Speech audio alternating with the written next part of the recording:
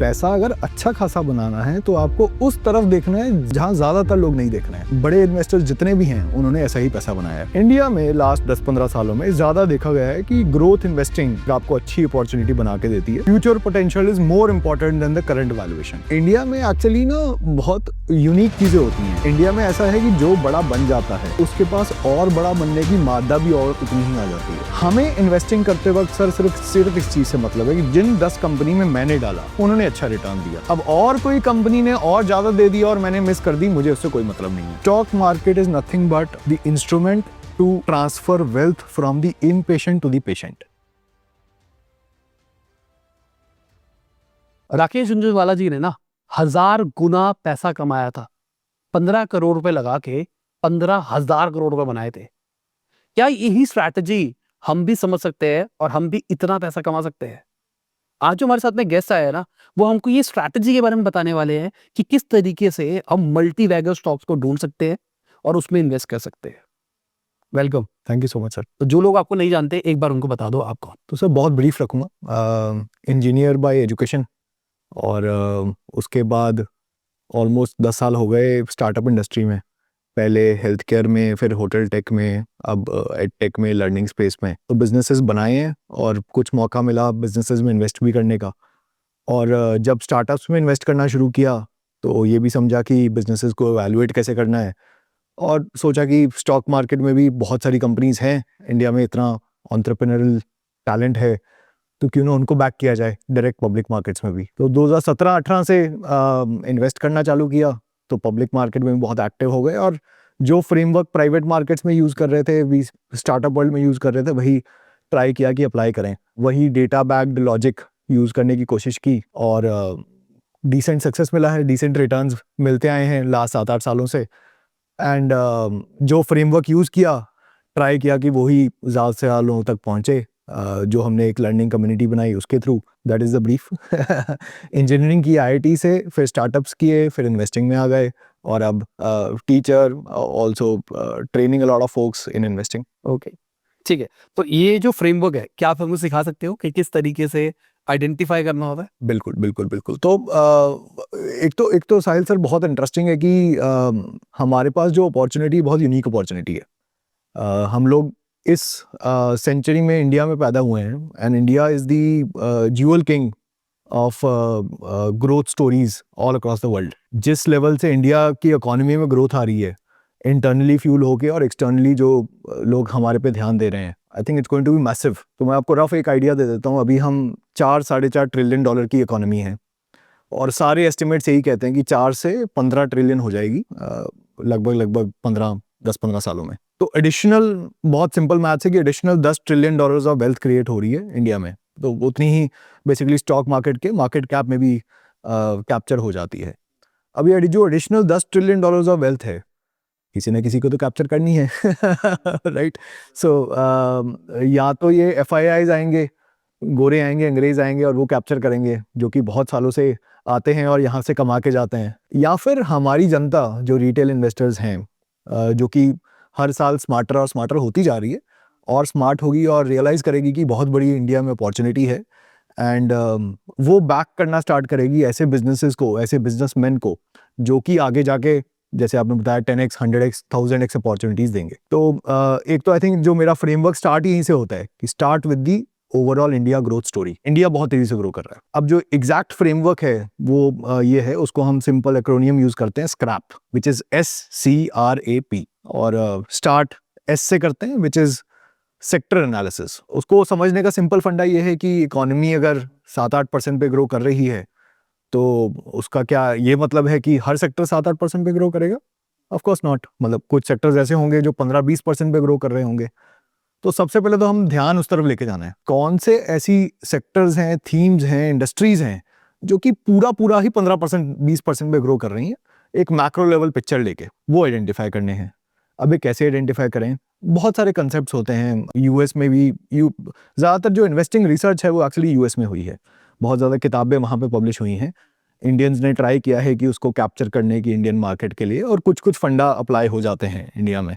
जैसे कि बहुत सारे सेक्टर्स तो आपको सिंपल यही दिख जाएंगे कि एक मैक्रो लेवल पे आपको समझ आ जाएगा कि दुनिया भी उस डायरेक्शन में जा रही है और इंडिया को भी जाना ही पड़ेगा. For example new age industries, new age sectors like AI, data centre, it is very obvious कि दुनिया उस डायरेक्शन में जाएगी, हमें भी जाना ही पड़ेगा. There will be huge investment in data centers and huge profit pools accumulated there. Data center कोई भी बनाएगा, एआई में कोई भी काम करेगा, तो उसको profit over the next 10 years बनता हुआ नजर आएगा. फिर इसको पावर करने के लिए इसको अंडरलाइंग एक और थीम इमर्ज करता है, जो कि अभी इलॉन मस्क ने भी एक पॉडकास्ट किया तो उन्होंने भी बोला कि energy is going to be the new currency of the world. Right, he mentioned this. Energy sector, specially renewable energy sector, उसका सब कुछ, उसका जनरेशन पकड़िए, ट्रांसमिशन पकड़िए, डिस्ट्रीब्यूशन पकड़िए, स्टोरेज पकड़िए, ये चारों चीज़ों में जो कंपनी अच्छी है, फंडामेंटल्स अच्छे हैं, वहाँ पे गोल्डन अपॉर्चुनिटी है, एक डेकेडल अपॉर्चुनिटी, अगले 10 साल की अमेजिंग अपॉर्चुनिटी है. मैं आपको एक सिंपल स्टार्ट बताता हूँ और ग्लोबल हम प्लेयर से कंपेयर करके दिखाता हूँ आपको, बताता हूँ आपको. तो आज से 10 साल पहले इंडिया की जो सोलर कैपेसिटी थी वो थी 50 गीगावाट. फास्ट फॉरवर्ड 10 साल बाद अब हम बैठे लगभग 200 गीगावाट. अब 2015 में यूएस और चाइना दोनों सेम जगह पे थे जहां पे हम आज हैं. मतलब वो 200 गीगावाट पे थे 10 साल पहले 2015 में. आप एक बार रफ गैस करके बताइए. चलो मैं आपको यूएस के लिए बता देता हूँ. तो यूएस 10 साल में 15 से 25 में 200 से गया 600 गीगावाट. अब गैस करके बताइए चाइना कितना गया होगा. Rough gas, rough estimate. मेरे हिसाब से 5, इससे थोड़ा ज़्यादा ही गया होगा. हाँ, तो China went from 200 gigawatt to 1600 gigawatt. Right. So China का जो सोलर कैपेसिटी है आज की डेट में, it is 3x that of US. ठीक है, बिकॉज चाइना ने 10 साल पहले रियलाइज कर लिया सर कि दिस इज द फ्यूचर. जो चैलेंजेस हम आज फेस कर रहे हैं हमारी कैपिटल सिटी में, वो उन्होंने फेस करना पहले 10 साल पहले फेस करना शुरू कर दिया था बीजिंग में, and they had similar problem. और उन्होंने जल्दी उसमें कैपेसिटी बिल्डिंग की, जल्दी मूव किया towards EV, towards renewable sources, and they are seeing the result. अब वो सिर्फ अपनी प्रॉब्लम नहीं सॉल्व करके बैठे, अब वो दुनिया की सप्लाई चेन को पावर कर रहे हैं रिन्यूएबल्स में और ईवी में. राइट. तो सिमिलर स्टोरी, एटलीस्ट चलो हम एक्सपोर्ट नहीं करेंगे, बट इंडियन स्टोरी एक प्ले आउट होगी रिन्यूएबल्स में, जहाँ पे सोलर वही जनरेशन, ट्रांसमिशन, डिस्ट्रीब्यूशन और स्टोरेज, जहाँ पे बैटरी स्टोरेज और कैपेसिटी बिल्डिंग की बात आती है, वो सब कुछ कवर होगा. ठीक है. और उसी के साथ साथ ईवी लिंक्ड है. तो ये तो हो गया एक मैक्रो, आपको एक समझ आता है कि कौन से सेक्टर्स दुनिया भर में एक पॉजिटिव डायरेक्शन की तरफ मूव कर रहे हैं. वही ग्रोथ, सिमिलर ग्रोथ इंडिया में भी आएगी. फिर कुछ कुछ सेक्टर सर इंडिया की ग्रोथ स्टोरी से बहुत ज़्यादा लिंक्ड हैं, कि इंडियन जब इकोनॉमी 4.5 ट्रिलियन से 15 ट्रिलियन जाने वाली है, उसका एक प्राइमरी जो अंडरलाइंग करंट है वो ये है कि जो पर कैपिटा इनकम है, यहाँ जो उसका सिम्टम ये होगा कि पर कैपिटा इनकम है वो आज की डेट में सिर्फ $3,000 है. ये मतलब कोई भी एक एवरेज इंसान 2.5 लाख रुपए कमाता है साल का इंडिया में, वो बढ़ के $3,000 से चले जाएगी $10,000. ये 3x हो जाएगी. अब आप मुझे बताइए, क्या जब हम 1000 से 3000 गए थे और जो चीज़ें हम खरीदते थे पहले, क्या वही चीज़ें खरीदते रहेंगे? नहीं. तो जो हमारा कंजम्पशन स्टोरी है ना, वो भी चेंज हो जाएगा. और सब लोग इस एक वर्ड के बारे में बात करते हैं, विच इज़ प्रीमियमाइजेशन, कि प्रीमियम चीज़ें खरीदेंगे, ब्रांडेड चीज़ें खरीदेंगे, जो कि बिल्कुल ऑब्वियस है. और आप देख रहे हैं कि एक जिस भी सेक्टर में अनऑर्गेनाइज्ड शेयर बहुत ज़्यादा था पहले, और वहाँ पे ऑर्गेनाइज्ड शेयर अब बढ़ रहा है, वहाँ पे आपके पास ऑब्वियस एक अपॉर्चुनिटी बन जाती है कि उस ऑर्गेनाइज सेक्टर में जाके आपको इन्वेस्ट करना है, और जब वो मार्केट शेयर गेन करेगा उसको बहुत ज़्यादा फायदा होगा. बिल्कुल. ऐसे अनगिनत चीज़ें हैं. इसी अनऑर्गेनाइज्ड टू ऑर्गेनाइज्ड वाले प्ले में ही आपको बहुत सारे सेक्टर्स मिल जाएंगे. केस इन पॉइंट बीइंग कि आप पकड़ लीजिए कि फूड वगैरह की तो लोग बात करते ही हैं. मैं आपको थोड़ा नॉन ऑब्वियस एग्जांपल देके बताता हूँ कि हॉस्पिटल्स की बात करते हैं. एक तो चलो इंडिया का जो पूरा हेल्थ केयर जो पूरी इंडस्ट्री है बहुत ज़्यादा सप्लाई स्टार्व्ड है.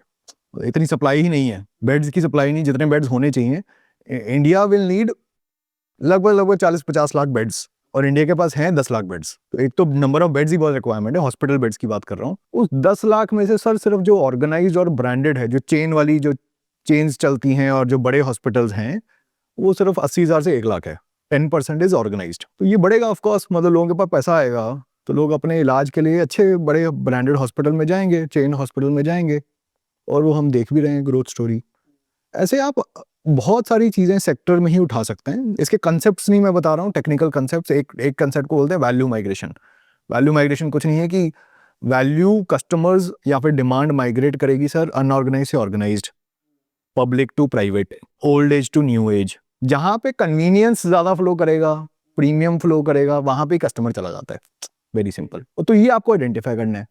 और अगर आपने ये पहले मान लो 20 साल पहले, आज से 25 साल पहले आइडेंटिफाई किया होता, आपको समझ आ जाता कि भाई आज से लगभग 30 साल पहले इंडिया में लिबरलाइजेशन हुई थी 91 में, 92 में। उससे पहले सर प्राइवेट बैंक अलाउड नहीं थे खुलने।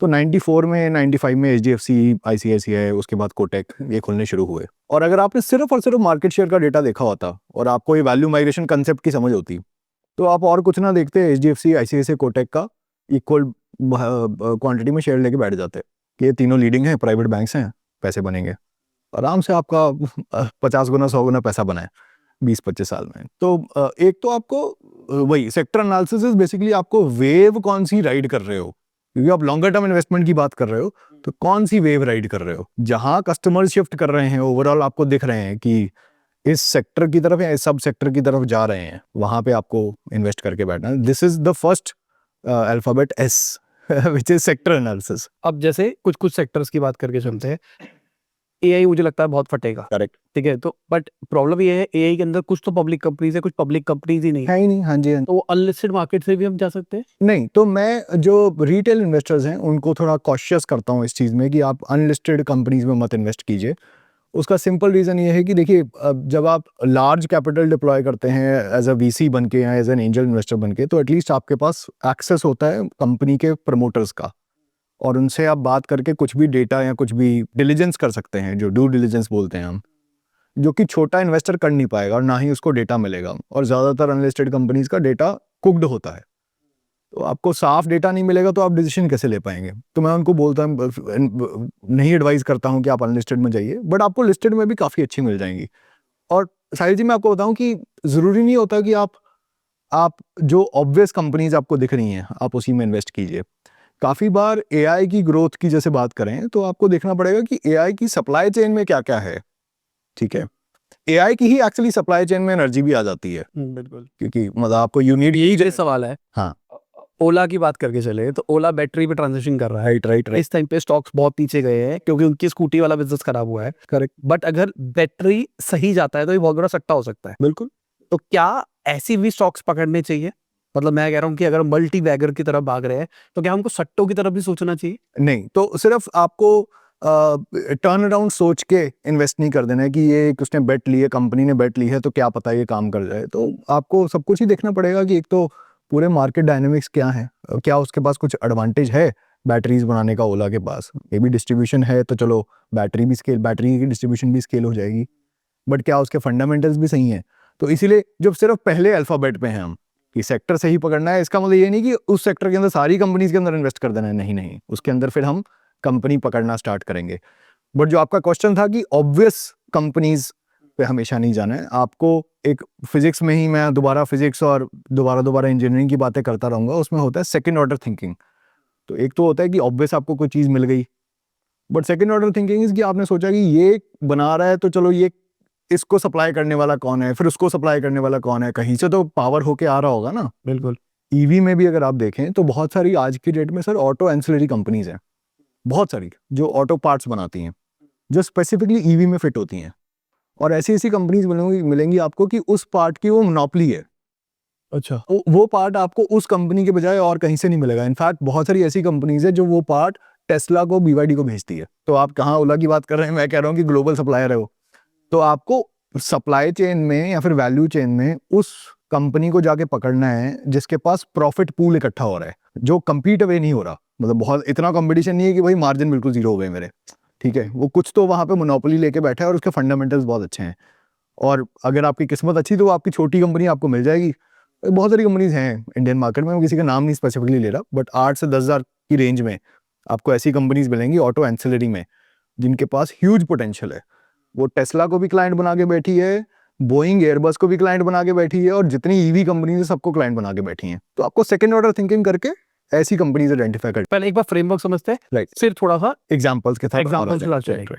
तो पहला आपका जो हो गया एक्रोनियम सेक्टर इंडस्ट्री, दूसरा आपको आना है कि इस सेक्टर के अंदर अब मुझे आइडेंटिफाई करना है कि कंपनी कौन सी बढ़िया है। जब हम कंपनी बढ़िया की बात करते हैं, कंपनी कोई भी एनालाइज करने के दो नज़रिए हो सकते हैं, या फिर मैं ऐसे कह सकता हूँ कि दो डायमेंशंस हो सकते हैं जिसमें हिस्टोरिकली कोई भी इन्वेस्टर कंपनी को एनालाइज करता है। पहला जो एक्सेस होता है, पहला डायमेंशन होता है, वो होता है कि कंपनी की जो ग्रोथ हो रही है वो कैसी हो रही है, अर्निंग ग्रोथ कैसे हो रही है, not the price growth but earning sales growth कैसे हो रही है, मतलब धंधा कितने तेजी से ग्रो कर रहा है। और दूसरा, जब भी कोई इन्वेस्टर एनालाइज करता है कंपनी को, वो होता है कि आज मुझे ये किस रेट में मिल रही है, मतलब मुझे किस वैल्यू पे मिल रही है, किस प्राइस पे मिल रही है। तो इसको हिस्टोरिकली दो अगर सेगमेंट ऑफ इन्वेस्टर्स में बात बांटे तो पहले वाले को बोलेंगे ग्रोथ इन्वेस्टर, जो ग्रोथ सीख कर रहे हैं इन अर्निंग्स, और दूसरे को वाले बोलेंगे वैल्यू इन्वेस्टर, कि वो वैल्यू सीख कर रहे हैं। वॉरेन बफे वैल्यू इन्वेस्टर हैं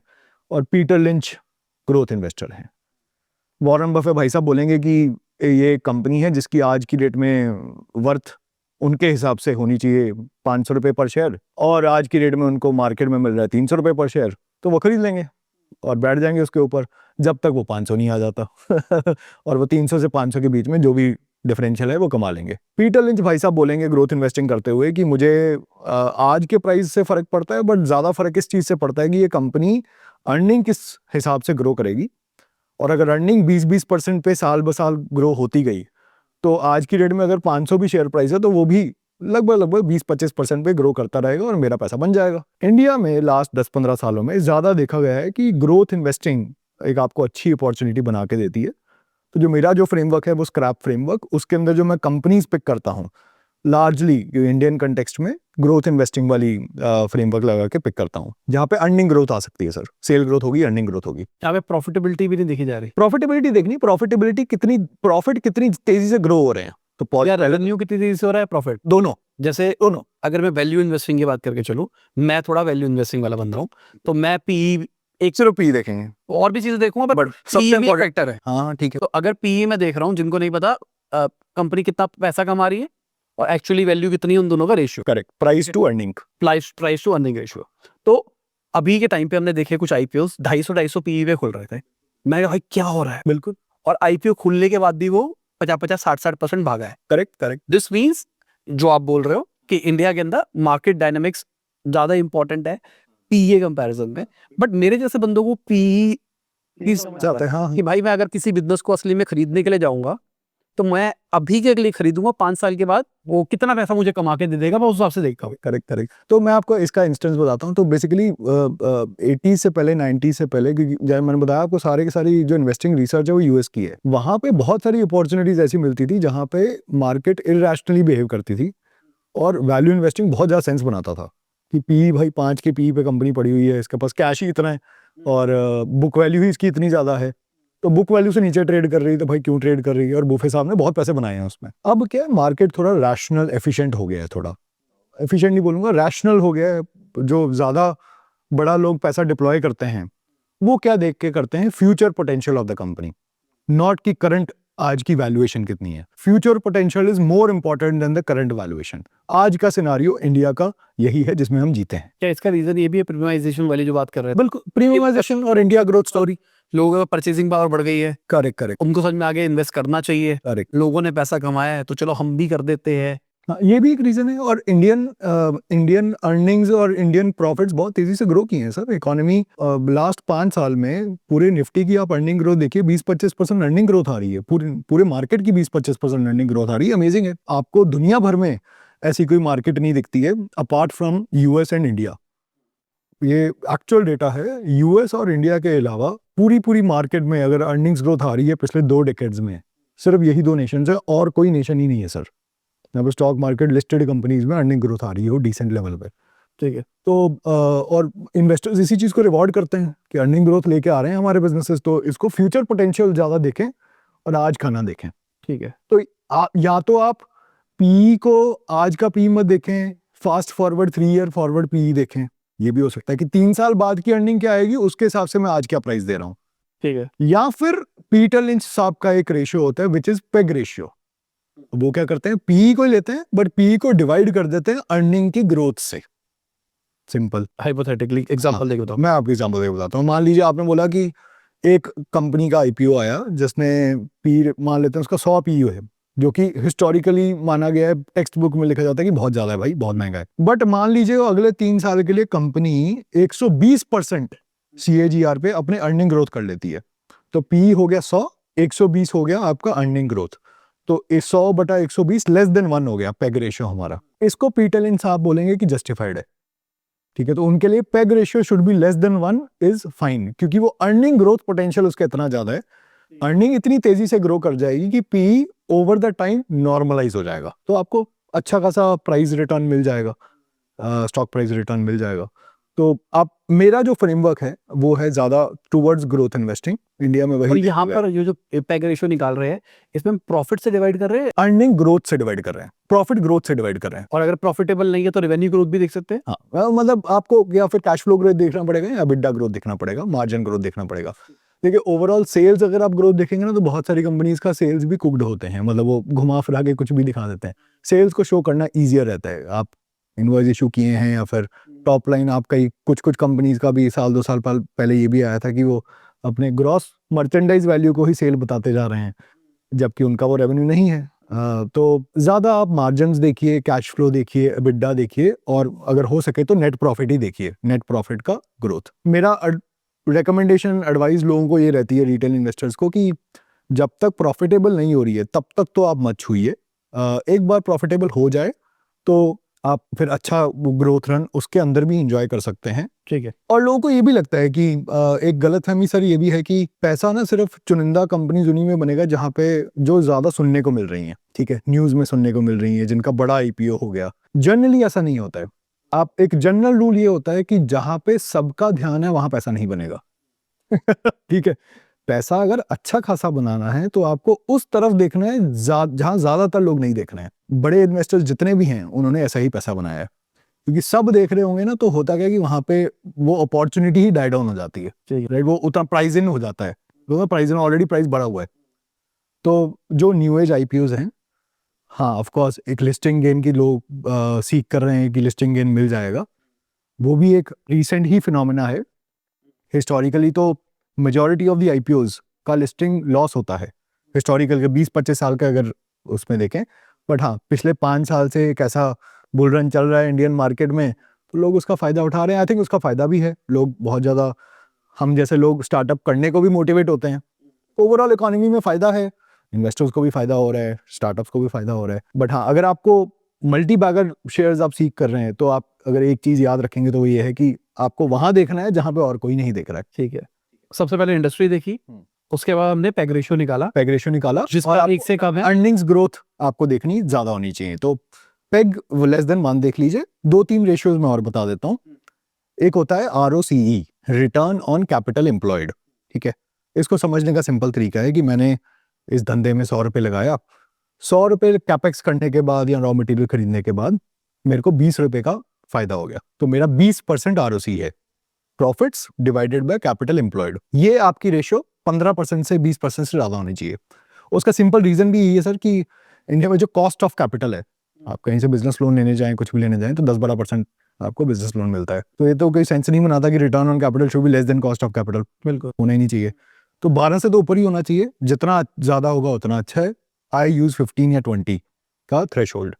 तो एक तो ये, और इसको हिस्टोरिक भी चेक करेंगे, पिछले 2-3 साल से ROCE अबव दिस है। हिस्टोरिकली चेक करना है, हिस्टोरिकली चेक करना है। तो एक ROCE 3 साल का एवरेज देख लीजिए और करंट ROCE देख लीजिए। ठीक है, फिर आपको अर्निंग ग्रोथ का मोमेंटम देखना है कि पिछले 3 साल अर्निंग ग्रोथ किस तरीके से होती आई है, and it should be more than 20%, 30% earning growth हो रही है। 20-30% की अर्निंग ग्रोथ हो रही है, 20-30% का ही आपका ROCE है, पेग लेस देन 1 है, तो आप फिर उस टेरिटरी में पहुंच गए कि जहां पे अच्छी कंपनीज जो कि ग्रो कर रही हैं वो आपको मिलनी शुरू हो गई। ठीक है, मैं ये नहीं कह रहा हूँ कि सिर्फ ये 3 देख के काम चल जाता है, इसके अलावा आपको बहुत कुछ देखना पड़ेगा, बट हाँ ये 3 प्राइमरी हैं। ठीक है।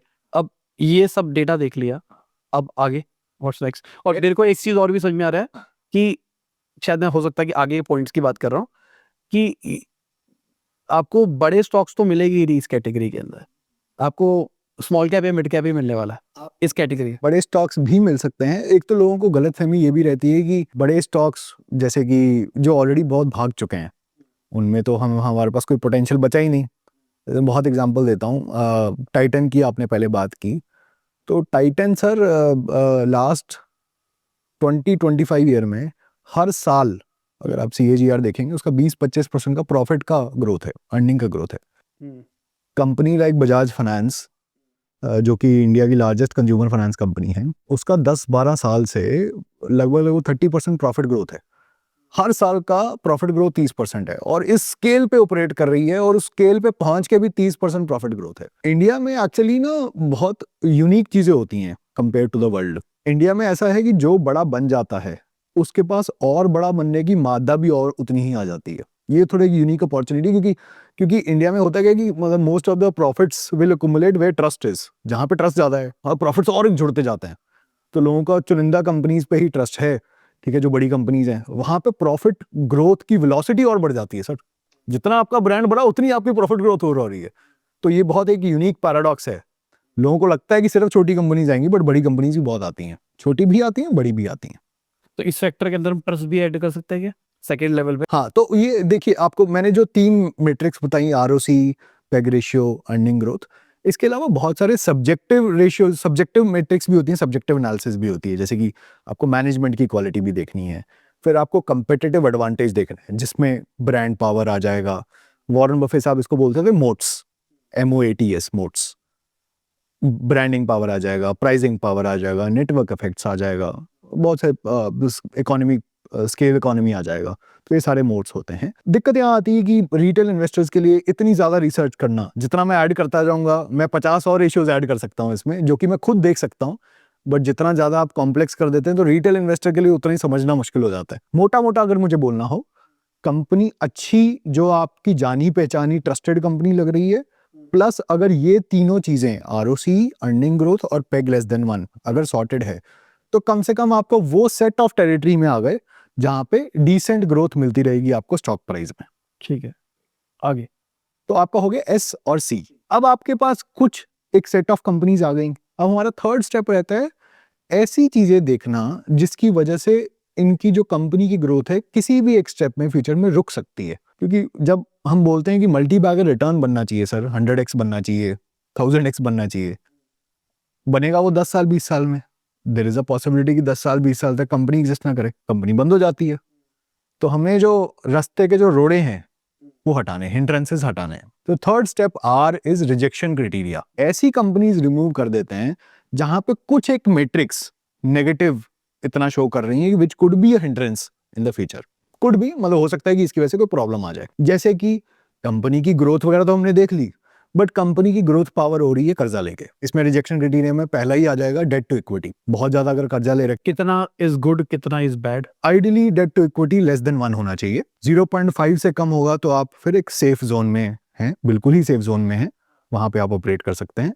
Less than 1 is decent, less than 0.5 is very safe. कर्जा कम होना चाहिए। फिर एक होती है कंपनी के प्रमोटर्स के पास कितने शेयर हैं, जिसको हम बोलते हैं प्रमोटर होल्डिंग परसेंटेज। अब ये थोड़ा मेट्रिक आज की डेट में पुराना हो गया है।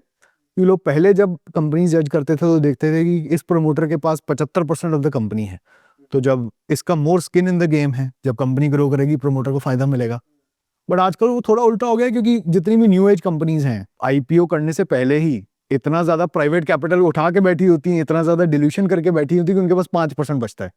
तो जितना आप जोमेटो का देख लीजिए, किसी का भी देख लीजिए, 5-10% शेयर रहेगा। तो उस केस में हमें एक उल्टी चीज देखनी चाहिए। वो ये देखना चाहिए कि how much of the promoters net worth is the company. ठीक है, मतलब मैं आपसे पूछ लिया कि भाई आपका कितना पैसा इस बिजनेस से आता है। अगर आपका पूरा का पूरा पैसा इस बिजनेस से आता है तो आप इस बिजनेस को कुछ भी नहीं होने दोगे। आपकी तो रोजी रोटी चलती है ना इस पे। सही बात, सही बात। चाहे आप 5% ही ओन करते हो, बट इसके अलावा आप कुछ ओन नहीं करते, तो क्या करोगे सर? सही बात है, ये तो आपकी तो लाइफ डिपेंडेंट है इस पे। सही बात है। तो उल्टा देखना चाहिए। उससे भी ज्यादा इंपॉर्टेंट हो जाता है कि रीसेंट टाइम्स में कि क्या ये प्रमोटर होल्डिंग कम हो रही है या ये बढ़ रही है। अगर कम हो रही है तो प्रमोटर बेच के निकल रहा है, तो उसका कॉन्फिडेंस कुछ कम हो रहा होगा, ठीक है, या फिर उसको कोई और नई अपॉर्चुनिटी दिख रही है which is better than this company, ठीक है, तो that is a red flag.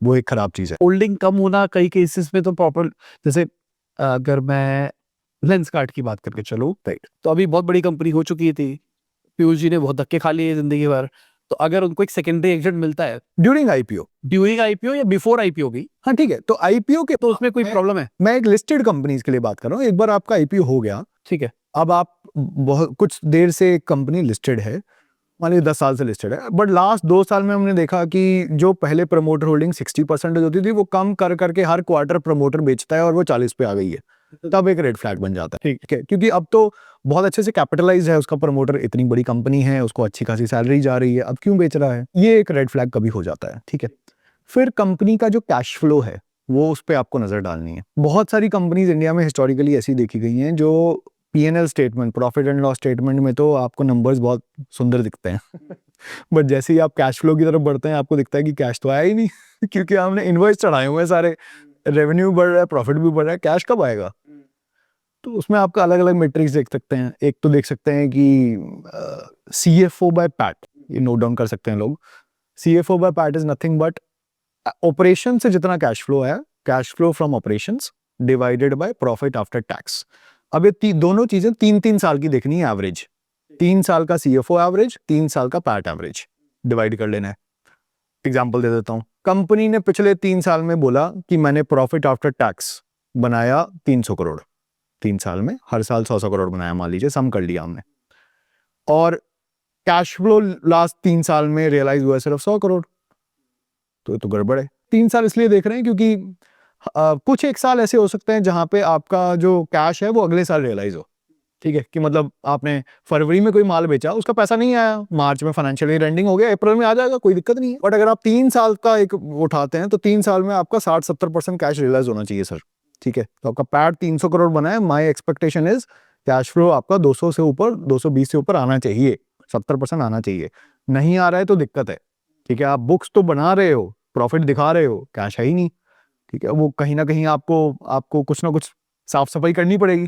ठीक है, तो ये एक देख सकते हैं, और भी बहुत सारे हैं। और ये 70% मान के चले, 70% मान के चले, 60-70% मान के चले, रफ आइडिया। ठीक है, अगर 20-30% पे आ गया तो बिल्कुल उस कंपनी को साइड रख दीजिए।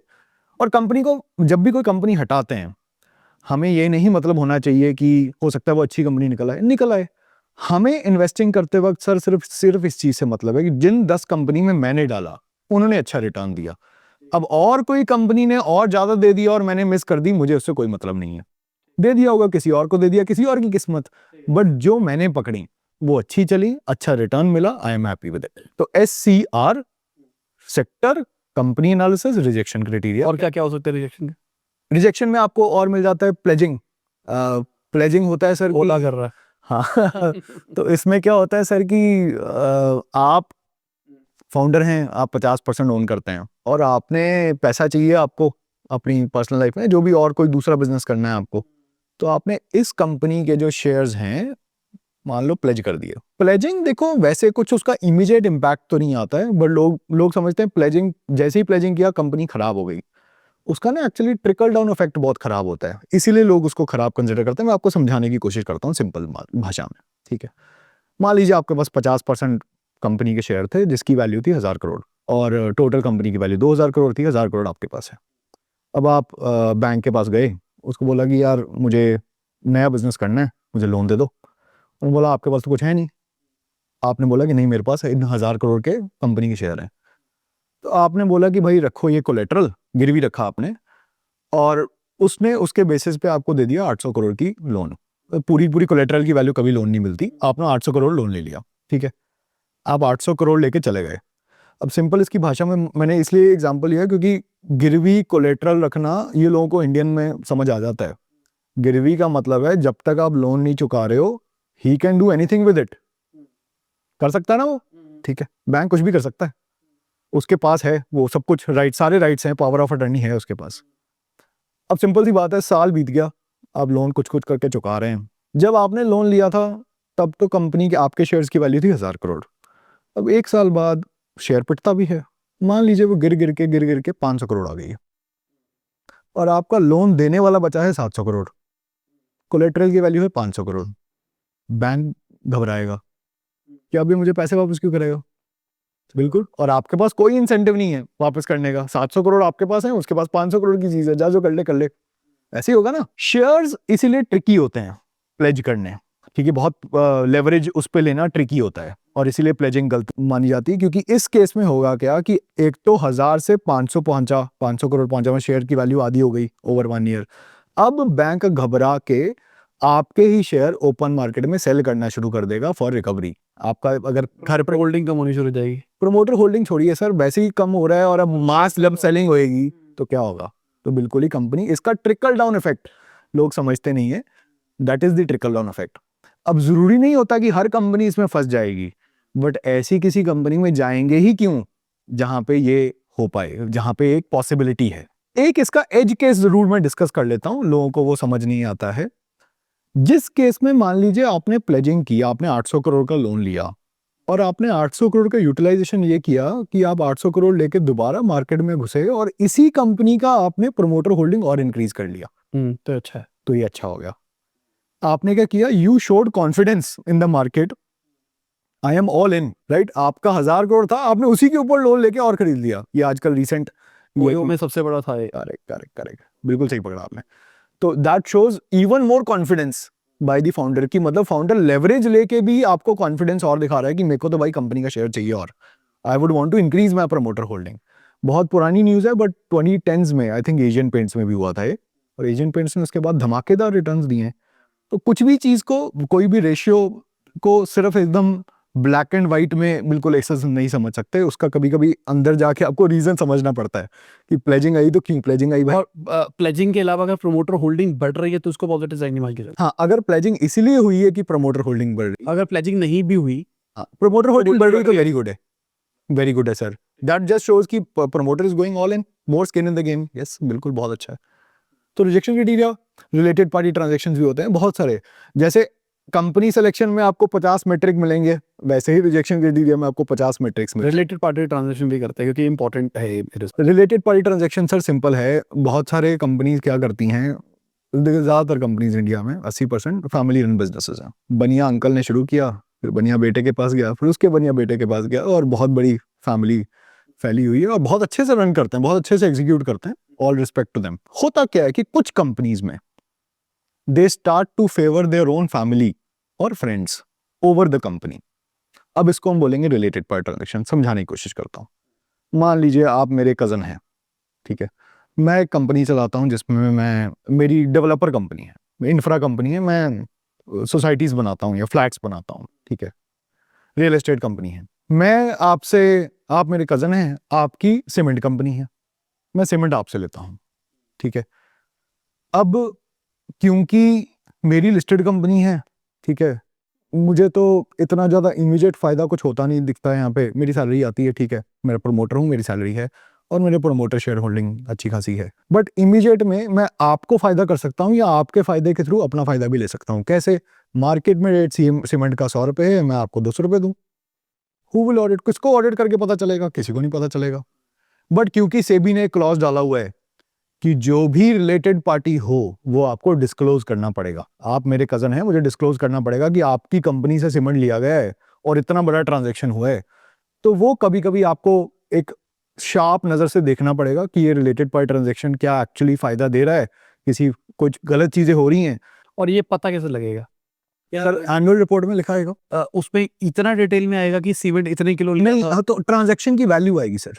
हमको कैसे पता कि कितने किलो लिया था? किलो छोड़िए, आप ट्रांजैक्शन वैल्यू छोड़िए, सिर्फ देखिए। एक तो देखिए आपकी कंपनीज के साथ हो रहा है, इंडिविजुअल्स के साथ हो रहा है। काफी बार तो ऑब्वियस होता है कि company is giving a loan to the promoters और टू द प्रमोटर्स फैमिली, मतलब वाइफ को लोन दे दिया कंपनी से। नो, कंपनी इंफ्रा की कंपनी है, you are not in the business of giving loans, why are you giving loans? तो simple आप कंपनी हटाइए कि कुछ तो गड़बड़ चल रही है, हटा दो। कई के केस में थोड़ा ट्रिकी होता है, जैसे इस एग्जांपल में जहां पे रॉ मटेरियल खरीदा गया है, वहां पे मेरा जो जनरल रूल होता है कि अगर कोई भी related party transaction is more than 10% of the overall revenue, overall profit 100 crore कर रही है और 20-30 करोड़ के तो रिलेटेड पार्टी ट्रांजैक्शन पड़े हुए हैं, उस कंपनी को आप साइड पे रखिए कि बहुत बड़े बड़े लेवल पे ट्रांजैक्शंस हो रहे हैं विद रिलेटेड पार्टीज।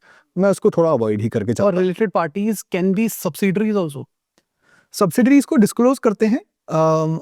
सब्सिडरी से भी बेसिकली अगर वो प्राइवेट सब्सिडरी है और वहां पे डीलिंग चल रही है तो then also it becomes very hazy, clear नहीं है। क्योंकि आप क्या कर सकते हैं, मेरी एक पब्लिक कंपनी है, वहां से प्रॉफिट्स उठा के मैं अपने प्राइवेट में डालता रहता हूँ, प्राइवेट पर मेरी जेब में जाते हैं, ठीक है। तो वो आप कर सकते हैं, चीजें अवॉइड करना चाहिए जहां पे आपको लगे कि बहुत बड़े बड़े ट्रांजेक्शन हो रहे हैं किसी भी रिलेटेड पार्टी के साथ, बड़े बड़े ट्रांजेक्शन अवॉइड कीजिए। जैसे भी कैब सर्विस वाले के अंदर देखने को मिला था यही, करेक्ट, कि लिस्टेड कंपनी थी, हाँ वहां से पैसा इधर आ रहा था। राइट, तो वो आपको अवॉइड करना है। तो मतलब अवॉइड ही करे कि अगर सब्सिडरी में भी एक बड़ा पोर्शन जा रहा है और वो प्राइवेट है तो इट्स बेटर कि अवॉइड। यस यस यस, ठीक है। देखिए एक तो लोग कहते हैं कि ये सब ना मैनेजमेंट क्वालिटी में ही आ जाता है एस्पेक्ट्स में। मैनेजमेंट क्वालिटी जज करना बहुत मुश्किल है, कहना बहुत इजी है यूट्यूब पे क्लासेस में कि आप मैनेजमेंट क्वालिटी जाके जज कीजिए, एनुअल रिपोर्ट जाके पढ़िए। नहीं होता है लोगों से, नहीं होता है लोगों से, बहुत मुश्किल है, ठीक है। जिसकी ये फुल टाइम जॉब है उसके लिए भी मुश्किल है, जो बंदा पार्ट टाइम कर रहा है उसके लिए कैसे इजी हो जाएगा। तो इसीलिए हम मतलब जो टूल्स की आगे बात करेंगे उन टूल्स पे आगे बात कर सकते हैं कि कैसे इजी कर दिया है उसने ये सब कुछ जज करना, पिक करना कि नहीं ये कम। मैनेजमेंट क्वालिटी की बात करके चले, सबसे बड़ा एग्जांपल बोट का है। राइट, बहुत पॉपुलर ब्रांड हुआ, शार्क टैंक के बाद नाम हुआ, बट अभी जो रिपोर्ट्स आ रही है वो बोट में इंटरनली बहुत सारे कांड हुआ है, हाँ रिलेटेड पार्टी हुआ है बहुत। यार, और उन्होंने वो प्रमोट मतलब वो जो एग्जीक्यूटिव कमेटी है उससे भी वो हट गए हैं। हाँ, तो रेड फ्लैग्स जो आए हैं, अगर ये लिस्टेड होता हाइपोथेटिकली, तो ये तो कभी किसी को पता ही नहीं लगता। दूर से पिक्चर तो हमको ये लग रही है ना मैनेजमेंट अच्छी है। अगर कोई एक बंदा पॉपुलर है, एक फाउंडर पॉपुलर है, अलॉन्ग मस्त पॉपुलर है, वो आते हैं, बोलते हैं, मस्त तरीके से सब कुछ करते हैं, लोगों को लगता है भाई मैनेजमेंट तो ठीक ही होगी, तो इसके चक्कर में बहुत सारे लोग एलिमिनेट कर देते हैं। बिल्कुल बिल्कुल, तो इसका कोई रेशियो फैक्टर टाइप नहीं है कोई, अनफॉर्चुनेटली नहीं है, क्योंकि ये आपको under the with in the lines पढ़ना पड़ेगा आपको, ये बहुत मुश्किल है। मैंने आपको बताया ये काफी बार जो तगड़े तगड़े फंड मैनेजर्स होते हैं वो ऐसी कंपनीज में लगा के बैठे होते हैं। 2017-18 में बहुत बार हुआ था जब सर क्रेडिट कैपिटल नहीं था लोगों के पास, नाम नहीं लेना चाहिए, यस बैंक वगैरह, ये सारे फियास्को हुए थे। ये देखो बैकलैश में जाके हाइंडसाइट में बहुत इजी है कि ये लिखा हुआ था वहां पे एनुअल रिपोर्ट में, हमने पढ़ा क्यों नहीं, बट मिस हो गया। सही बात है। बड़े बड़े फंड मैनेजर से मिस हो जाता है सर। ऑडिटर्स अब रेड फ्लैग दे रहे हैं, हाँ हाँ हाँ, पहले क्यों नहीं दिए? एग्जैक्टली। तो ये पढ़ना बहुत मुश्किल होता है। इसमें यही है कि अब क्योंकि एआई आ गया है, बहुत सारी टेक्नोलॉजी आ गई है, तो ये हमें असिस्ट कर सकती है with to get better accuracy, कि हम इसको ये सारी under the lines within the lines चीजें पढ़ पाए, ठीक है। ये भी हाँ ये पढ़ सकते हैं, बिल्कुल पढ़। एक बार पहले फ्रेमवर्क खत्म करते हैं, फिर उसके बाद मेरे को ये टेक्नोलॉजी पे आएंगे कि वो बहुत ईज कर देगा आपके लिए। जहां जहां पे भी सब्जेक्टिव चीजें हैं, मैं तो कहता हूँ वहां पे और भी ज्यादा हेल्पफुल है एआई। ऑब्जेक्टिव में तो फिर भी हम नंबर्स पढ़ सकते हैं, ऑफ कोर्स नंबर्स बहुत ज्यादा हैं, वहां पे भी हेल्प करता है, बट सब्जेक्टिव में और भी हेल्प करता है। तो हाँ, तो ओवरऑल उस पर बाद में बात कर लेंगे। रिजेक्शन में मोटा मोटा हम ये सारी चीजें देखेंगे। फिर आता है, एक बार आपने कंपनी जो खराब थी वो रिमूव भी कर दी, आइडियली आपको अब जो आपका नंबर ऑफ स्टॉक्स का साइज है वो आपको लेके आना पड़ेगा 20 से 25, SCR के बाद 20 से 25, और आपको इससे ज्यादा कंपनीज में इन्वेस्ट भी नहीं करना है। ए जो है SCRA स्क्रैप का, दैट इज एलोकेशन स्ट्रेटजी, कि आपके पास 20-25 कंपनीज आ गई, अब आप इनमें इन्वेस्ट करेंगे। 20 से ज्यादा मैं इसलिए लोगों को गाइड नहीं करता हूं क्योंकि एक तो आपको 20 कंपनीज को लॉन्ग टर्म के लिए होल्ड करना है। लॉन्ग टर्म के लिए होल्ड करने के लिए आपको कन्विक्शन चाहिए। कन्विक्शन के लिए आपको उन बिजनेसेस की थोड़ी बहुत अंडरस्टैंडिंग चाहिए, और मुझे नहीं लगता किसी भी इंसान में इतनी एबिलिटी होती है कि आप 100 बिजनेसेस के अच्छे से समझ के बैठे हो और उसको ट्रैक भी कर रहे हो। तो will become very tough for us to track, understand, evaluate regularly. 15-20 हर कोई इंसान कर सकता है, 20 मैं नंबर मान के चलता हूँ, एक अच्छा नंबर है अपने पोर्टफोलियो बनाने का। और एलोकेशन स्ट्रैटेजी में हम बहुत कॉम्प्लेक्स रिस्क एडजस्टेड कैसे करना है, बीटा कैसे कम करना है वो कर सकते हैं, बट सिंपल जो मानी गई है स्ट्रैटेजी जो चलती है और जो मैं खुद भी फॉलो करता हूँ वो है कॉस्ट इक्विवेटेड, कि हर घोड़े को जीतने का इक्वल अपॉर्चुनिटी दो, हर कंपनी को जीतने की इक्वल अपॉर्चुनिटी दो। हमने 20 कंपनीज फाइंड कर ली, आपके पास 10 लाख है अगर लमसम, तो 50-50 हजार 20 कंपनीज में डिवाइड कीजिए और उनको इक्वल अपॉर्चुनिटी दीजिए। ये जरूर देख लीजिए कि ये 20 की 20 एक सेक्टर में ना आ जाए, नहीं तो फिर सेक्टर जब भी डाउन टर्न लेगा वो आपका पैसा फंस जाएगा। 4-5 सेक्टर्स में आप डिवर्सिफाई करके रखिए और 20 कंपनीज का इक्वल कॉस्ट इक्विवेटेड स्ट्रैटेजी से इक्वल पोर्टफोलियो बनाइए, उसको चलने दीजिए। जब जब आपको लगता है हर क्वार्टर 2 क्वार्टर बाद रिजल्ट आते हैं, आपको लगता है किसी भी कंपनी के अब फंडामेंटल्स खराब हो गए हैं, स्टोरी खराब हो गई है, प्राइस खराब नहीं हुआ, स्टोरी खराब हो गई है, जिसकी वजह से मैंने एनालाइज किया था अब वो नहीं रही रीजन, तब उस कंपनी को हटाना है और फिर कोई और कंपनी लेके आनी है जो कि मे बी उससे बेटर हो। ठीक है, नहीं तो प्राइस ऊपर नीचे चलता है, वो तो चलता ही रहेगा। लॉन्गर टर्म इन्वेस्टिंग के लिए बैठे हैं आप, it will give you benefit. This is allocation. ठीक है, फाइनली जो पी है दैट इज साइकोलॉजी। बहुत सारे जो लोग गुरु हैं, इन्वेस्टिंग गुरु, फाइनेंस गुरु बनते हैं, वो ज्यादातर बात एक्चुअली साइकोलॉजी माइंडसेट की पहले करते हैं, मैं उसको लास्ट में करता हूँ, क्योंकि मेरा मानना है कि अगर आपको कोई स्किल नहीं आती है तो आप साइकोलॉजी की बात मत कीजिए। ठीक है, पहले डेटा की बात कीजिए, पहले टेक्निक समझिए। देखिए, सचिन तेंदुलकर के लिए साइकोलॉजी जरूरी है, बट सचिन तेंदुलकर बनने के बाद है। अब वो ये नहीं कर सकते कि मैं घर पे मेडिटेट कर रहा हूँ मैं सचिन बन जाऊंगा, पहले वो टेक्निक सीख के आए, वहां पे पहुंचे, फिर उसके बाद साइकोलॉजी जरूरी बनती है हर मैच में सेंचुरी मारने के लिए। तो साइकोलॉजी इज इंपॉर्टेंट। उसमें 2-3 हम इन्वेस्टिंग बायसेस को समझ लेते हैं जो हमें अवॉइड करने हैं। एक तो सर बहुत ही कॉमन हो गया है आजकल, ओवर कॉन्फिडेंस बायस। हम एक चार्ट होता है ओवर कॉन्फिडेंस बायस का, मैं उसका इफेक्ट का नाम भूल रहा हूँ, I think it is called Dunning Kruger effect. तो डनिंग क्रूगर इफेक्ट इज जितनी कम नॉलेज उतना ज्यादा कॉन्फिडेंस। तो ये आई थिंक ये 2025-26 की मार्केट में सबसे ज्यादा जो लोग ग्रस्त हैं वो इसी से हैं, डनिंग क्रूगर इफेक्ट। जितनी कम नॉलेज, आपको लगेगा कि मैं तो I am the smartest guy, I have the smartest IQ, मैं इलन मस्क के भी ऊपर हूँ। ठीक है, तो लोग मार्केट में एंट्री लेते हैं, लास्ट 5 साल में तो बुल रन चल ही रहा है, लोगों को लगता है 2 कंपनी में पैसा डाला पैसा बन गया। तो मैं तो राजा हूँ और मैं स्मार्टेस्ट हूँ। और फिर लोग थोड़ा थोड़ा पढ़ना शुरू करते हैं और थोड़ा इन्वेस्टिंग में जाते हैं, then there is a dip. और एक्चुअल जो आपको जो एनलाइटनमेंट होती है वो ओवर टाइम होती है, फिर आप बढ़ना शुरू करते हैं। ऑफ कोर्स उससे पहले ही बहुत सारे लोग गिव अप करके भाग जाते हैं मार्केट से। ठीक है, तो आपको रियलाइज करना है कि जो आपका इनपुट मेट्रिक है उस पर आपको ज्यादा फोकस रखना है। Output metric is my returns, कितना पैसा बनेगा, बट आपका अगर ध्यान इनपुट मेट्रिक पे रहे, विच इज मैं रिसर्च कितनी कर रहा हूं, मैंने बिजनेस कितना अच्छे से समझा। अगर आपने बिजनेस समझा ही नहीं और सुनी सुनाई बातों पे इन्वेस्ट किया है तो फिर वो रिटर्न भी आपका नहीं है, आपको मिल गया बट आपको एज अ लॉटरी मिला है। ओवर टाइम आपका पैसा तब बनेगा जब आपका इनपुट मेट्रिक बाकी सब इन्वेस्टर से अच्छा है, which is your research, your the tools you are using, technique you are using, वो सब। ठीक है, तो सबसे पहला जो इफेक्ट है वो डनिंग क्रूगर इफेक्ट, लोगों को याद रखना है, अच्छे से इनपुट मेट्रिक पे ध्यान देना है, रिसर्च पे ध्यान देना है, समझने पे ध्यान देना है। और मैं एक और एग्जांपल यहाँ पे दे देता हूँ समझने से रिलेटेड ही। इंडिया सर बहुत यूनिक है कि यहाँ पे मोबाइल फोन कंपैरिजन वीडियोस इतने बनते हैं, इसका मतलब ये है कि जब लोगों को 20,000 का मोबाइल फोन खरीदना ना, लोग 2 महीने की रिसर्च करेंगे, ये फीचर ये अच्छा है, इसका फीचर ये अच्छा है, इसका फीचर ये अच्छा है, इसका फीचर ये अच्छा है, राइट। और जब स्टॉक मार्केट में इन्वेस्ट करना है, सेम पैसा या फिर उससे भी कम पैसा, उससे भी ज्यादा पैसा, क्या करेंगे, मेट्रो में चलते चलते किसी ने बोला था ये स्टॉक दौड़ने वाला है, शाम को जाके लगा देंगे।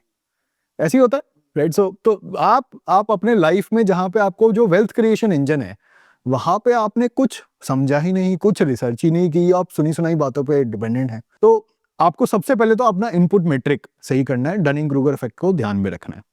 उसके बाद पेशेंस, फोमो में नहीं आना, all these are very common things. I think बहुत ज्यादा बोला जाता है इसके बारे में, मैं इसको रिपीट करूंगा तो लोग वही बातें दोबारा सुन रहे होंगे जो ऑलरेडी लोग बहुत बार सुन चुके हैं। एक चीज बोल देता हूँ, very famous quote by I think either Warren Buffett और चार्ली मंगर, ही सेड कि stock market is nothing but the instrument to transfer wealth from the impatient to the patient. Over the longer run stock market कुछ नहीं है, एक instrument बना हुआ है, ठीक है, जो कि अगर मैं इम्पेशेंट हूं तो मेरे से पैसा उठाएगा, ओवर द लॉन्गर रन आप पेशेंट हो तो आपको दे देगा।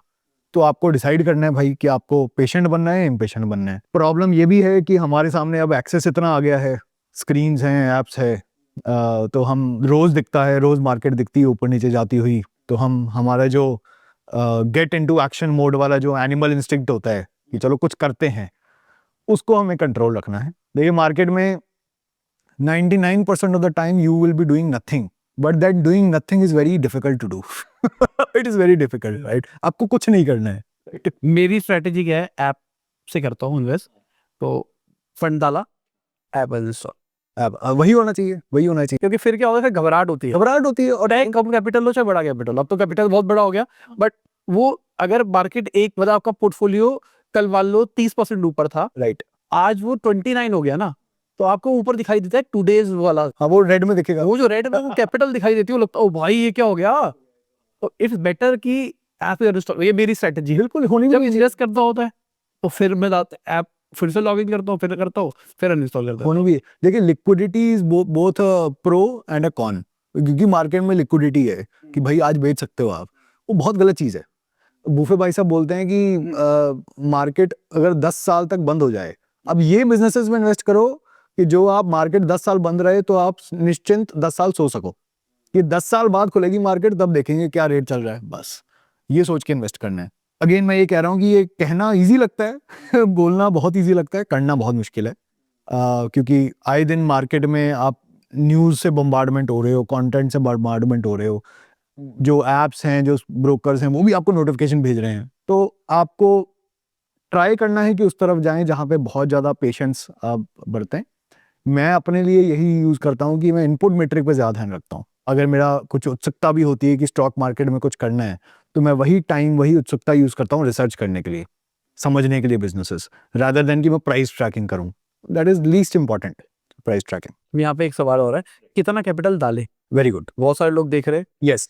घर बेच दे। नहीं नहीं नहीं, बिल्कुल नहीं। देखिए ये काफ़ी हद तक आपकी एज, रिस्क एपेटाइट पे भी डिपेंड करता है। मेरी रिस्क एपेटाइट ज़्यादा है, मैं एक स्टार्टअप वर्ल्ड से आता हूँ। जब मैंने यही बोल दिया कि मैं स्टार्टअप इन्वेस्टिंग कर रहा था, तो मेरी रिस्क एपेटाइट तो बहुत ज़्यादा है। तो all my capital is actually into equity, कि जितनी मेरी सेविंग होती है इक्विटी में ही जाती है, apart from my own business of course. But लोगों के लिए, जो लोग जॉब कर रहे हैं, थोड़ी कम रिस्क लेना चाहते हैं, जो एक यूजुअल जो फॉर्मूला चलता है मार्केट में, वही मैं आपको बता देता हूँ, विच इज़ जितनी आपकी एज है, मान लीजिए आप 30 साल के हैं, तो 100 माइनस योर एज, जो भी नंबर आए, 70 आ गया, उतना परसेंटेज आपका इक्विटी में जाना चाहिए out of your whole savings. आप क्योंकि कम एज में ज़्यादा रिस्क ले सकते हैं, ठीक है, लॉन्गर टर्म गेम भी खेल सकते हैं। तो 100 minus your age goes into equity.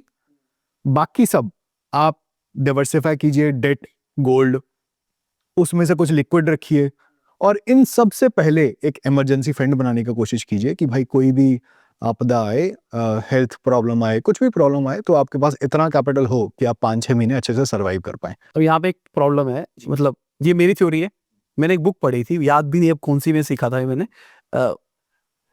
पैसे जो ज्यादा कमाता है वो अमीर नहीं होता, जो पैसे ज्यादा बचाता है वो ज्यादा अमीर होता है। हाँ, या पैसे से जो पैसे ज्यादा बनाता है वो ज्यादा अमीर हो। तो हाँ, ये भी कह सकते हैं। हाँ। बट जैसे मैं अगर अपने पापा की बात देखता हूँ, मेरे पापा इज नॉट बहुत ज्यादा एजुकेटेड, ना बहुत ब्रिलियंट थे अपने दोस्तों में, ना बहुत अच्छा काम चलता था। बट अगर हम आज कंपाउंडिंग देखते हैं तो आज he is doing one of the best अपने फ्रेंड्स में। तो वो जो मैं चीज देखता हूँ तो मेरे पापा की लर्निंग से मुझे निकल गया, प्लस मैं बुक भी पढ़ता था। अब मुझे नहीं पता ये चीज मैंने बुक से सीखी या ये over the period of time मेरा दिमाग में आ गया कि अमीर वो नहीं होता जो ज्यादा कमाता है, अमीर वो होता है जो ज्यादा सेव कर। बिल्कुल बिल्कुल बिल्कुल। तो मैंने अपनी एक थ्योरी बना ली कि पहले मैं सेव करूंगा फिर मैं खर्चा करूंगा। करेक्ट। तो कितना भी मैं कमाऊंगा, इतना परसेंट तो एलोकेट पहले हो गया तो मेरी कमाई नहीं है। बिल्कुल बिल्कुल, वेरी गुड। इतना पैसा ही है जो मैं एक्चुअली कमाता हूँ। बिल्कुल सही। तो ये भी क्या थ्योरी काम करती है, क्योंकि मुझे नहीं पता, मैंने बुक में पढ़ी है, खुद का बनाया था। बिल्कुल सही, बिल्कुल सही। आप पहले सेविंग्स के लिए पैसा निकाल रहे हैं, इन्वेस्टिंग के लिए पैसा निकाल रहे हैं, उसके बाद आप अपने खर्चे करेंगे, ये बिल्कुल सही है। और मुझे लगता है कि जितना ज़्यादा हमारी कंजम्पशन लेड इकोनॉमी हो रही है, जो यंगर जनरेशन है वो ज़्यादा कंजम्पशन लेड में जा रही है और सेविंग्स में कम हो रही है। ये नेशनल डेटा भी बताता है सर कि हमारा जो नेशनल सेविंग जो रेशियो है वो कम होता जा रहा है with time, household saving कम होती जा रही है। तो हमें इसको थोड़ा सा कंट्रोल करना पड़ेगा। हमें अच्छी इन सब वीडियोस के थ्रू ही लोगों तक समझ आएगी कि सेविंग और इन्वेस्टिंग करके ही लॉन्ग टर्म वेल्थ क्रिएट की जा सकती है। इसका कोई फॉर्मूला है? ये कोई थ्योरी है? मतलब बिल्कुल ये थ्योरी है। इसको आप कुछ रेशियो होता है कि कितना परसेंट करना चाहिए? आप अपनी देखिए, पहले तो अपनी जितना आप खर्चा कर सकते हैं उसकी कोई लिमिट नहीं है ठीक है, तो आप एक अंदाज़ा आप लेके चल सकते हैं कि 30-40% of your income you are not touching. As soon as salary आए आपको, आपकी 50,000 सैलरी हिट की, 15,000 आपने सीधा सीधा या तो अलग से किसी इंस्ट्रूमेंट में डाल दिया, अगर हम म्यूचुअल फंड में डाल रहे हैं, SIP में डाल दिया, डायरेक्ट इक्विटीज़ में डाल रहे हैं, स्टॉक्स में डाल दिया, स्टॉक्स में भी एसआईपी हो जाती है डायरेक्टली, या फिर अगर आप डेट वगैरह में डाल रहे हैं तो लिक्विड फंड्स वगैरह होते हैं, ओडी एफडी आरडी होती है तो उसमें डाल सकते हैं, ठीक है। और आप मान के ही चलें कि 35,000 ही मेरी इनकम है, तो 30-40% ऑफकोर्स आपके सैलरी स्लैब पे भी डिपेंड करेगा वो, बट मोटा मोटा आई थिंक 30-40% इसको पकड़ के चल सकते हैं कि आप इसको पहले ही साइड कर दीजिए कि इसको तो मैं बाद के लिए रख रहा हूँ, उसको investing, saving, wealth creation engine की तरह यूज करूंगा। सेविंग में लोगों को लगता है कि सेविंग करके कहाँ जाएंगे, बट जब लोगों को ये बताओ ना कि नहीं सेविंग नहीं है, ये आपके लिए और पैसा बना के देगी लॉन्गर टर्म में, पैसा इकट्ठा ज्यादा हो जाता है ना, फिर वो आपको ब्याज भी इतना लगता है कि या जो रिटर्न आती है वही आपकी income। वो इतनी बड़ी इनकम होती है जो कि शायद आप एक्सपेक्ट नहीं कर सकते। बिल्कुल, तो हमें उस डायरेक्शन की तरफ जाना है जहाँ पे सेविंग इन्वेस्टिंग ही इतनी बड़ी हो कि वही हमारी इनकम बन गई है। ठीक है, अब थोड़ा प्रैक्टिकल तरफ आते हैं।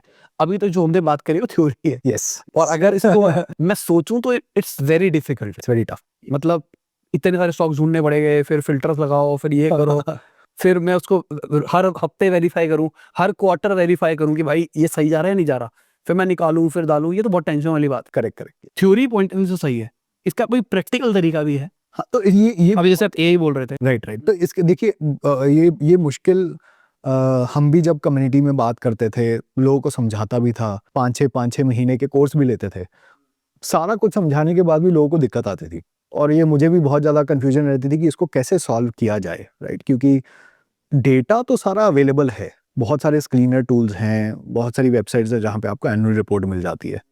प्रॉब्लम ये नहीं कि डेटा नहीं है, प्रॉब्लम ये है कि एक तो हमारी उस डेटा को पढ़ने की क्षमता नहीं है, समझने की क्षमता ही नहीं है। You can't expect every house hold, every middle class person कि वो सारी फाइनेंशियल मैट्रिक्स समझ जाए, नहीं समझ पाएगा। दूसरा, मान लीजिए समझ बन भी गई तो टाइम नहीं है, इतना एफर्ट नहीं लगा सकता कोई, और रेगुलरली एफर्ट नहीं लगा सकता कोई। ये बात है। फॉर्चुनेटली जो सुपर पावर बड़े इंस्टीट्यूशंस के पास अवेलेबल होती थी पहले, विच इज एआई, वो अब लोगों के पॉकेट में आ गई है। उतनी ही सुपर पावर, सुपर इंटेलिजेंस लोगों के पॉकेट में आ गई है।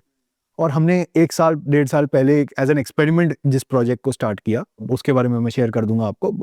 वो आपकी लाइफ, रिसर्च लाइफ, और जो जितना भी स्टॉक मार्केट की एनालिसिस है, वो आपको बहुत ज़्यादा हेल्प करेगा उस चीज़ में कि एक तो आपको बहुत सारी चीज़ें समझने की जरूरत नहीं है, क्योंकि एआई आपसे ज़्यादा समझ के आपके लिए फिल्ट्रेशन करके ले आएगा, बायसनेस खत्म हो जाएगी, बायसनेस भी खत्म हो जाएगी, और पूरा 360 डिग्री रिसर्च कर सकता है वो, ठीक है। मतलब जिस डेटा तक आप पहुंच भी ना पाए मैनुअली, वो वहां से पकड़ के ले आएगा और वो अपने एनालिसिस में कंसिडर करेगा उसको, राइट। और आपका टाइम भी बच जाएगा, क्योंकि ये बैकग्राउंड में रन होता रहेगा, होता रहेगा, होता रहेगा।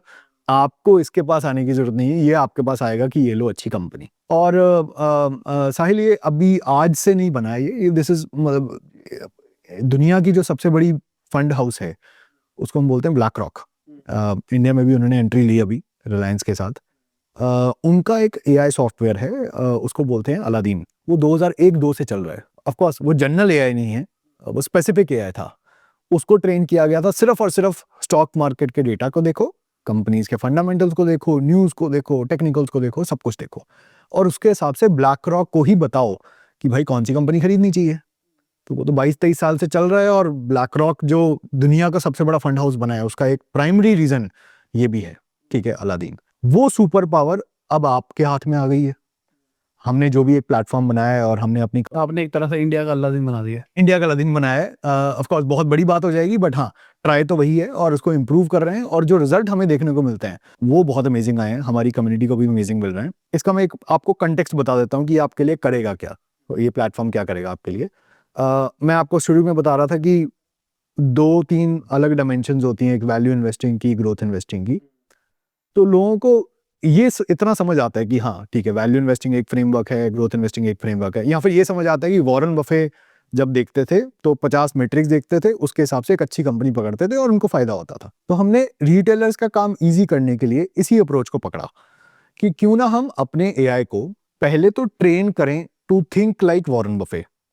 वॉरेन बफे की जितनी भी रिसर्च पब्लिश हुई है, जितनी किताबें पब्लिश हुई हैं, यहाँ तक कि जो उनकी होल्डिंग कंपनी थी, उसको भी एनालाइज करो पास्ट में जाके कि उन्होंने उस टाइम पे इन्वेस्ट किया तो क्या देख के इन्वेस्ट किया इस कंपनी में। तो एआई ट्रेन हो गया to think like Warren Buffett, to behave like Warren Buffett. अब इस एआई को, इसको हम बोल देते हैं वॉरेन बफे एआई। इस एआई को हमने फीड किया इंडिया का सारे स्टॉक मार्केट का stock data, fundamentals, technicals, news, सारे एनालिस्ट रिपोर्ट्स, सारे सेंटिमेंट एनालिसिस, सब कुछ हमने इसके अंदर फीड कर दिया, सारे बैलेंस शीट, कैश फ्लो, जो भी आप फीड कर सकते हैं। और इसको हर एस्पेक्ट को एक स्कोर करने का मैकेनिज्म दिया कि भाई मेरे को बता कि इसकी बैलेंस शीट कैसी है, एनुअल रिपोर्ट कैसी है, ये कैसा है, ये कैसा है, न्यूज़ कैसा है। और ये सब कुछ कंसिडर करके वॉरेन बफे मेरे को फाइनली हर एक कंपनी के बारे में अगर ये बता दे कि 5000 कंपनीज में से पहले तो ये बता दे कि हर एक कंपनी कहाँ स्टैंड करती है, तो एक स्कोरिंग बता दे कि this company is 80 out of 100, ठीक है। और फिर ये भी बता दे, उस स्कोरिंग से ये भी पता चल जाए कि अच्छी companies as per Warren Buffett आज की मार्केट में ये हैं। हमने ये बनाने की कोशिश की कि बैकग्राउंड में ये चलता रहे और रिटेलर्स इजी 1-2 मिनट में जो अच्छी कंपनीज का यूनिवर्स है from the Warren Buffett point of view वो फाइंड कर सके। 2 मिनट के अंदर आपको पता चल जाएगा। और जो हमारा प्लेटफॉर्म है stocks.ai, stox.ai, इस पे 4 मॉडल्स हमने अभी ऑलरेडी लाइव कर दिए हैं। वॉरेन बफे का एआई मॉडल, ट्रेंड मॉडल, इसका इनफैक्ट वर्जन 2 भी लॉन्च कर दिया हमने, जो इंप्रूव करके लॉन्च किया है। पीटर लिंच का version 2 growth investing, Rakesh Jhunjhunwala का वर्जन 2 वो भी लॉन्च्ड है।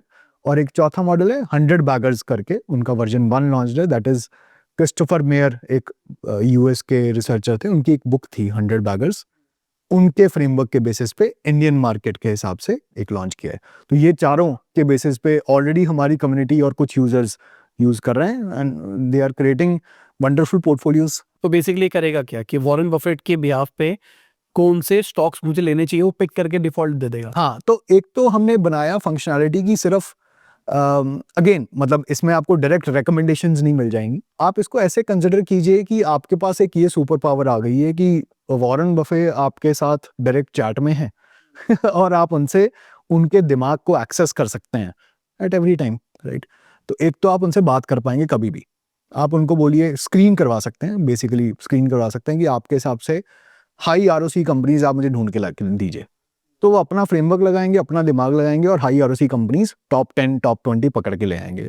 और वो उसके बाद आप बेसिकली थोड़ी एनालिसिस कर लीजिए उसकी, और आपको हर एक कंपनी के एक स्कोर भी देंगे एज पर हिज फ्रेमवर्क। 70-80 की स्कोर हम अब जितना भी हमने पाया है out of 100, 70-80 is considered good. और अगर आपको ऐसी कुछ कंपनीज मिलती हैं जो चारों के चारों एआई मॉडल में बहुत अच्छी फिट हो रही हैं, 70-80 मिल रहा है, तो अमेजिंग अमेजिंग है। आपको तो मतलब हर एंगल से जिस इस कंपनी को देखोगे आपको अच्छी ही दिख रही है, तो वहां पे लोगों को एक कन्विक्शन बिल्डिंग शुरू हो जाती है, कॉन्फिडेंस बिल्डिंग शुरू हो जाती है। ऑफ कोर्स उसके बाद मैं ये भी चाहूंगा लोग कि थोड़ा बहुत रिसर्च खुद से भी जाके एक बार वेरीफाई कर लेंगे। 99.99% ऑफ द टाइम्स आपको सेम ही रिजल्ट मिलेगा, इसीलिए क्योंकि डायरेक्ट रिकमेंडेशन नहीं है। इसको आप एज एन असिस्टेंट यूज कीजिए, रिसर्च करके अच्छी कंपनीज लगाइए, कन्विक्शन बनाइए और फिर जाके इन्वेस्ट करें। तो ये सारे के सारे small cap, mid cap, large cap तो 6000 स्टॉक्स हैं कुछ इंडिया में लिस्टेड, लगभग सारे के साथ पे ट्रेन होता है और रोज बैकग्राउंड में चलता है, ठीक है। और सारे के सारे न्यूज पिक करता है, प्राइस पिक करता है, सब कुछ इसमें फीड होता है और आप एक स्कोरिंग इंजन लगातार चलता रहता है। तो आप क्या रिकमेंड करोगे कि स्मॉल पे जाए, मिड पे जाए या लार्ज पे जाए? इसीलिए हमने इसकी अलग अलग कैटेगरीज भी हमारे प्लेटफॉर्म के अंदर बनाई हुई हैं, जिसमें आपको पता चल जाता है कि स्मॉल कैप टॉप कौन से हैं, मिड कैप टॉप कौन से हैं। देखिए, अगर आप पेशेंस रख के ज़्यादा देर तक बैठ सकते हैं और आप मल्टी बैगर अपॉर्चुनिटीज़ ही सीख कर रहे हैं, तो ज़्यादा अपॉर्चुनिटीज़ आपको स्मॉल कैप मिड कैप में मिलती हैं, क्योंकि रूम फॉर ग्रोथ ज़्यादा रहता है आपको 10x 100x बनने का। बट उसी सिनारियो में वॉलेटिलिटी भी ज़्यादा मिल जाती है। मतलब 10 साल तक इन्वेस्टेड है तो हो सकता है 3 साल बाद आप देख रहे हैं कंपनी बंद हो जाए या बहुत नीचे चल रहा है शेयर प्राइस, ठीक है। तो अगर तो आप वॉलेटिलिटी झेल सकते हैं और ग्रोथ सीख कर रहे हैं तो small cap mid cap is good. Otherwise ये आपको लार्ज कैप भी ऐसी स्टॉक्स बताएगा जिसमें रिटर्न हो सकता है थोड़े कम हो बट स्टेबल भी रहेगा। फिर जैसे इसमें हमने देखा है कि ज़्यादा वॉरेन बफे का जो एआई मॉडल है वो उनका बेंट झुकाव ज़्यादा लार्ज कैप की तरफ है। वो वैल्यू इन्वेस्टिंग ज़्यादा करते हैं तो रिस्क ही ट्राइज टू मिनिमाइज। और पीटर लिंच, राकेश झुनझुनवाला जो कि ग्रोथ इन्वेस्टिंग फ्रेमवर्क यूज करते हैं, उनका थोड़ा झुकाव स्मॉल कैप मिड कैप की तरफ है। तो आप जिस पर्सनालिटी से ज़्यादा अपने आप को एसोसिएट करते हैं और कितना रिस्क लेना चाहते हैं, एपेटाइट कितना है आपका, उस हिसाब से आप चूज कीजिए। मुझे पर्सनली मिड कैप ज़्यादा पसंद है। स्मॉल कैप में मुझे लगता है लिक्विडिटी कई बार ना इशू आता है। इश्यूज आते हैं और लार्ज में तो डिपेंड करता है आपके कैपिटल भी कितना इन्फ्यूज कर रहे हैं। अगर आप करोड़ों में स्मॉल कैप में इन्फ्यूज करेंगे तो आपको लिक्विडिटी इशू आएगा। बट कोई इंसान अगर 10,000 50,000 1 लाख डाल रहा है और मान लीजिए 1,000 करोड़ की भी कंपनी है तो इतना ज़्यादा आपने मूवमेंट किया नहीं, और आप धीरे धीरे करके जब भी निकल सकते हैं। तो बट हाँ, वॉलेटिलिटी लिक्विडिटी कम रहती है, वॉलेटिलिटी ज़्यादा रहती है स्मॉल कैप्स के अंदर। करेक्ट। तो ये जो आपने टूल बताया ये पेड है कैसा है? इसका हमने मंथली ईयरली सब्सक्रिप्शन दोनों चालू किया है। हमने अभी एग्जिस्टिंग कम्युनिटी को दिया। हम चाहेंगे कि ज़्यादा से ज़्यादा लोग ट्राई करें, फीडबैक भी दें हमें, और अच्छी कंपनीज उनको मिलनी शुरू हों। जैसे मैंने स्टार्टिंग में बोला था कि इंडिया ग्रोथ स्टोरी में इंडियन इन्वेस्टर्स पार्टिसिपेट करेंगे, उससे अच्छा क्या होगा। What we can do is maybe for viewers we can maybe have a trial period हफ्ते 2 हफ्ते का, वो हम लिंक जो है डिस्क्रिप्शन में अवेल करवा सकते हैं। ठीक है, तो 2 हफ्ते का ट्रायल हम दे रहे हैं डिस्क्रिप्शन के अंदर, यूज़ करो और फिर बताओ कि कहाँ पर इन्वेस्ट कर रहे हो, कहाँ पर आपका ध्यान ज़्यादा है और करना है। अभी जो पढ़ा है ना, अब उसको एग्ज़ीक्यूट भी करना है, क्योंकि प्रॉब्लम ये है हम पढ़ाई कर लेते हैं पर उसको यूज़ नहीं करते हैं। चलो थैंक यू। मुझे लगता है कि बहुत डिटेल में हमने समझा है कि किस तरीके से हमको इन्वेस्टमेंट करनी चाहिए। मुझे भी समझ में आया, बहुत सारी चीज़ें मेरे को अपनी समझ में आई कि जो मैं गलत कर रहा हूँ। मुझे लगता है मेरे को भी उस चीज़ का ध्यान देना चाहिए। Thank you. Thank you so much I, thank you. तो इसी के साथ में हमारी आज की वीडियो खत्म होती है। उम्मीद करता हूँ आपको मजा होगा। लाइक कर देना, शेयर कर देना, कमेंट करना वीडियो कैसी लगी। बाय, गुड नाइट, शब अ खैर, खुदा हाफिज़, गुड मॉर्निंग, गुड आफ्टरनून, जब भी आप वीडियो देख रहे हैं। जय हिंद, वंदे मातरम, दुआ में याद रखना।